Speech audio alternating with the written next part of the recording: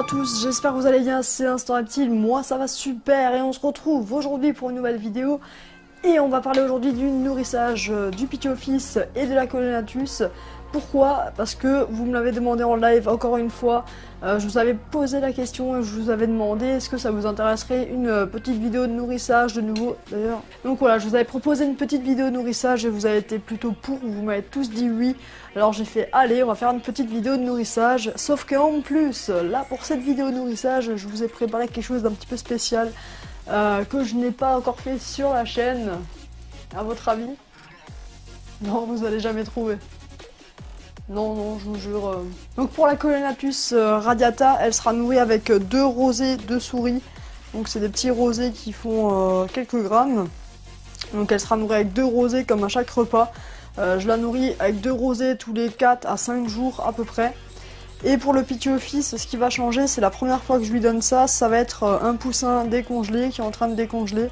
Donc il faut savoir que on peut trouver dans l'alimentation congelée pour serpents, pour reptiles, on trouve des souris, des rats, tout ça, mais on trouve également des poussins.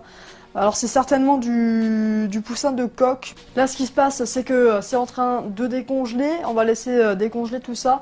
Au niveau valeur nutritionnelle, à ce qui paraît, le poussin serait encore meilleur que la souris, etc., etc. Alors moi je n'en sais absolument rien. Pour vous dire, j'ai vraiment pas fait de recherche là-dessus. Ce qui m'intéresse, c'est pas le fait de... c'est pas vraiment l'apport nutritionnel à proprement parler. Ce qui m'intéresse, c'est de pouvoir varier de temps en temps les repas de... enfin notamment mon Pituophis, là, de pouvoir voir si je peux lui varier de temps en temps son repas, parce que dans la nature, ils peuvent être amenés à trouver des oiseaux, des poussins, des poules, des choses comme ça. Donc je me suis dit pourquoi pas essayer et voir ce que ça donne. Le problème que cela peut causer selon certaines personnes, c'est le fait que voilà, le poulet, comme vous le savez, le poulet cru contient des salmonelles. Si c'est un serpent qui met longtemps à digérer, il risque d'attraper des salmonelles dans le corps, tout ça, c'est un peu compliqué, c'est enfin des bactéries, des choses comme ça, qui ne seraient peut-être pas forcément très bons, mais là dans le cas du Pituophis, c'est un serpent qui digère assez rapidement, en 3-4 jours il a digéré sa proie et il l'a déjà... voilà, je vous fais pas un dessin. La seule chose, c'est qu'il faudra bien nettoyer du coup aussi le caca. Il faudra bien le nettoyer, le ramasser, désinfecter. Pour ça, j'ai un petit produit miracle que voilà, je vous en parlerai dans une future vidéo. Il y a un deuxième souci qui risque de se poser avec le Pituophis. J'ai déjà eu des personnes sur des groupes Facebook qui m'ont dit fais attention parce que moi j'ai déjà fait l'expérience sur mon Pituophis et le problème c'est que maintenant il ne veut que du poussin. Alors moi ça ne me posera peut-être pas trop de soucis, s'il veut vraiment que ça, dans le pire des cas, bah, je commanderai des poussins. Après, le but c'est vraiment juste de tenter de varier son alimentation. Moi je vous propose du coup qu'on se retrouve juste après le jingle. Allez, à tout de suite.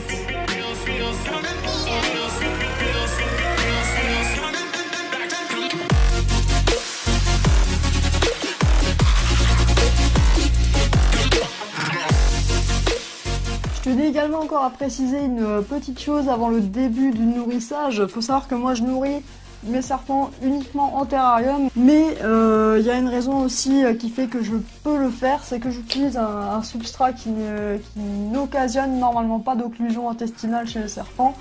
Ça s'appelle le snake bedding. En fait c'est un substrat comme ça. La Colénatus elle est au taquet là, elle a envie de me sauter dessus. En tout cas, elle a vraiment faim.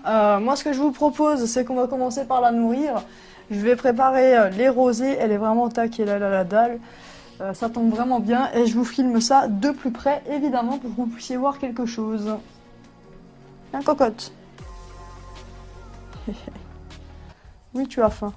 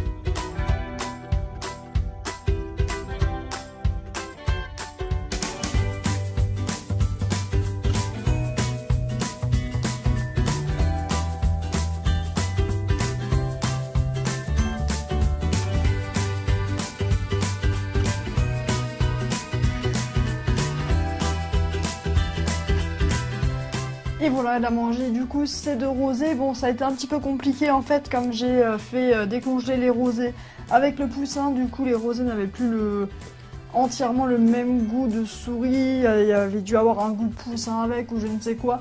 Du coup, elle a eu un petit peu de mal à les accepter aujourd'hui. Alors qu'habituellement, elle se jette dessus sans problème. Dans une partie du nourrissage, vous avez pu voir qu'elle a ingurgité quelques copeaux de snake bedding. J'ai essayé à un moment d'en enlever un petit peu, mais impossible. Alors bon, c'est pas hyper grave, hein, normalement, il n'y a aucun souci. Ils arrivent à digérer le snake bedding sans problème si il y a de bonnes températures au niveau du point chaud. Il ne devrait y avoir aucun problème. Et maintenant, on va passer au nourrissage du Pithy-Office. Donc, nourrissage au poussin, j'espère que ça va marcher. Sinon, si ça ne marche pas, bah tant pis. On fera alors à la souris et puis voilà, on va essayer. Je sais pas quelle méthode je vais utiliser. Il faut aussi savoir que au niveau du poussin, j'ai coupé le bec et j'ai coupé les griffes aussi pour éviter que le Pithy-Office se blesse. Les griffes, normalement, il n'y a pas besoin, mais j'ai fait ça quand même par précaution. Et le bec, normalement, au niveau des poussins, il faut le couper parce qu'ils ont le bec assez pointu et ça pourrait déchirer en fait l'œsophage des serpents. C'est parti!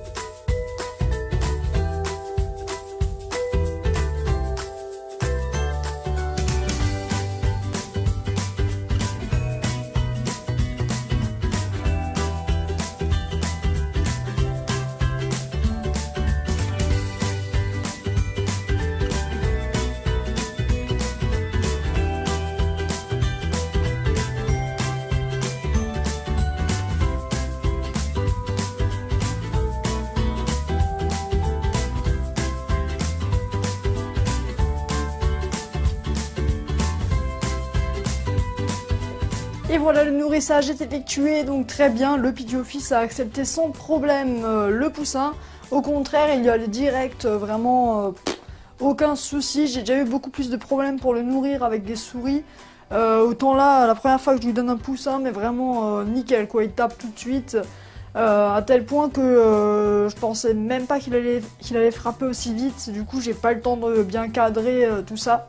Donc si vous avez pas énormément d'images, je suis désolée, c'est de ma faute, c'est compliqué de cadrer, de nourrir en même temps, de faire attention à ce qu'on fait et en même temps de faire attention à la caméra.